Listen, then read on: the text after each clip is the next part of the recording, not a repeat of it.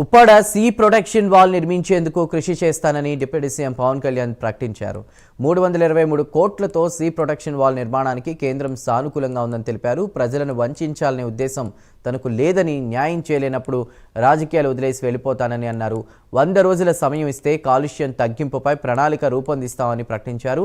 మత్స్యకారులు పరిశ్రమలకు వ్యతిరేకం కాదని, పరిశ్రమల వ్యర్థాల వల్ల మత్స్య సంపద తగ్గిపోతుందని ఆందోళన చెందుతున్నారని తెలిపారు. ఇది నేను మీకు మాట ఇచ్చాను మొన్న ఎలక్షన్ టైంలో కూడా, ఇప్పటికీ నేను మీకు మాట ఇస్తున్నాను. ఆల్రెడీ 14వ తారీఖు అయితే 323 కోట్ల రూపాయలు కాబట్టి ఇలా చేతిలో మంత్రదండం ఉన్నట్టుగా వెంటనే ఇలా నేను చెప్తే అయ్యేది కాదు. ఇది చాలా లేయర్డ్గా జరుగుద్ది. సో మొదట 2 మీటింగ్లు అయినాయి, ఇప్పుడు 3వ మీటింగ్ జరుగుతూ ఉంది. ఖచ్చితంగా నా నమ్మకం 323 కోట్ల రూపాయలు కేంద్ర ప్రభుత్వం మనకు సీ ప్రొటెక్షన్ వాళ్ళకి ఇవ్వబడుతుంది.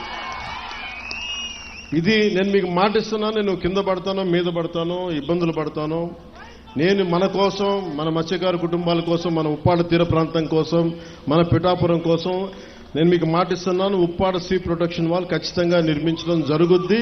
మన మత్స్యకారు సోదరులు ఎవరు కూడా పరిశ్రమలు మేము వ్యతిరేకించట్లేదు, కానీ పరిశ్రమల ద్వారా వచ్చే కాలుష్యం మట్టుకు మమ్మల్ని ఇబ్బంది పెడుతుంది. దాని మీద మీరు ఖచ్చితంగా చర్యలు తీసుకోండి. సో నేను మీకు తెలియజేసుకుంటుంది ఏంటంటే, ఇప్పుడు ఉదాహరణకి మన ఆక్వా కల్చర్ ఉంది రాష్ట్రం మొత్తం మీద. అది మనకి గోదావరి జిల్లాల్లో కానీ, కృష్ణా కానీ, నెల్లూరు, మిగతా జిల్లాలు ఎక్కడున్నా కానీ దాదాపు ప్రతి సంవత్సరం 1,30,000 కోట్ల రూపాయలు ఆదాయం మనకి వస్తూ ఉంది. దాంతోపాటు ఎక్స్పోర్ట్స్ 3,60,000 మత్స్య సంపద మన రొయ్యలు కావచ్చు, చేపలు కావచ్చు ఎక్స్పోర్ట్ చేస్తే దాదాపు మనకి 1,30,000 కోట్ల రూపాయలు మనకి ఆదాయంగా వస్తుంది, రాష్ట్రానికి కావచ్చు, దేశానికి కావచ్చు. అలాగే ఎంప్లాయ్మెంట్, ఉపాధి దాదాపు డైరెక్ట్గా 3,72,000 మందికి ఉపాధి లభిస్తూ ఉంది. 15 లక్షల మందికి ఇండైరెక్ట్గా ఎంప్లాయ్మెంట్ లభిస్తుంది వీటి అన్నిటి వల్ల. ఒకవైపు అభివృద్ధి ఎలా కనిపిస్తుందో, ఇంకోవైపు గోదావరి జిల్లాలో ఎక్కడైతే ఆక్వా ఉందో అక్కడ మొత్తం తాగునీటి అన్ని అక్కడ కలుషితం అయిపోయినాయి. ప్లాస్టిక్ బాటిల్లో ఒక మినరల్ వాటర్ కొనుక్కొని తాగాలి. డబ్బులకు డబ్బులు కనిపిస్తున్నాయి, ఉపాధికి ఉపాధి అవకాశం కనిపిస్తున్నప్పటికీ కాలుష్యం వల్ల గ్రౌండ్ వాటర్ పొల్యూట్ అయిపోయింది.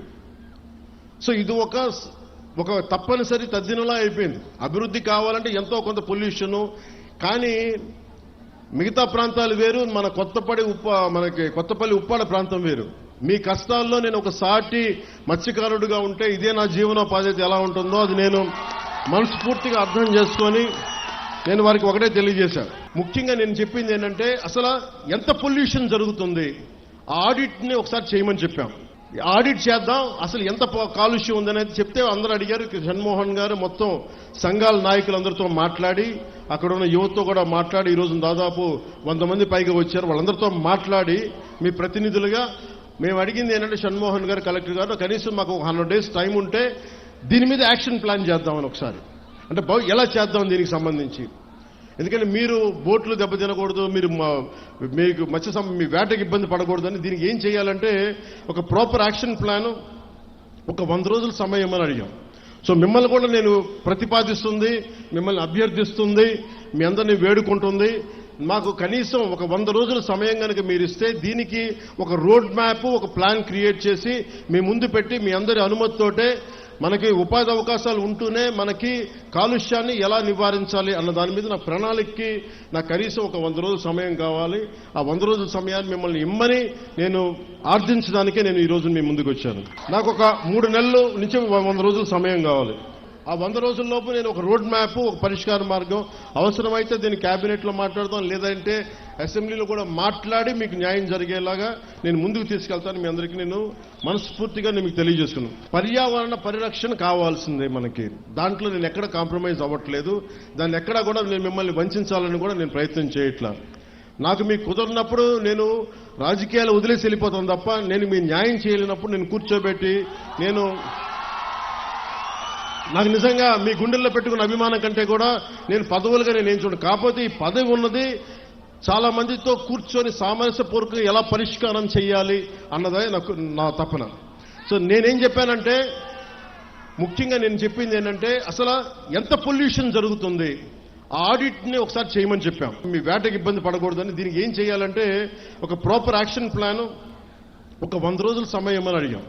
సో మిమ్మల్ని కూడా నేను ప్రతిపాదిస్తుంది, మిమ్మల్ని అభ్యర్థిస్తుంది, మీ అందరినీ వేడుకుంటుంది.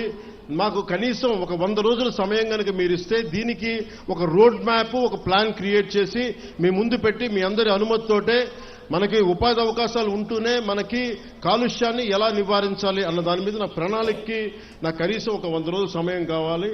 ఆ 100 రోజుల సమయాన్ని మిమ్మల్ని ఇమ్మని నేను ఆర్థించడానికే నేను ఈరోజు మీ ముందుకు వచ్చాను. నర్సీపట్నం మెడికల్ కాలేజీను మాజీ సీఎం వైఎస్ జగన్ పరిశీలించారు. 52 ఎకరాల్లో ఈ మెడికల్ కాలేజీ ఏర్పాటు అవుతోందని, ప్రతి జిల్లాకు ఒక మెడికల్ కాలేజీ తీసుకొచ్చామని తెలిపారు. మెడికల్ కాలేజీలను ప్రైవేటీకరణ చేస్తే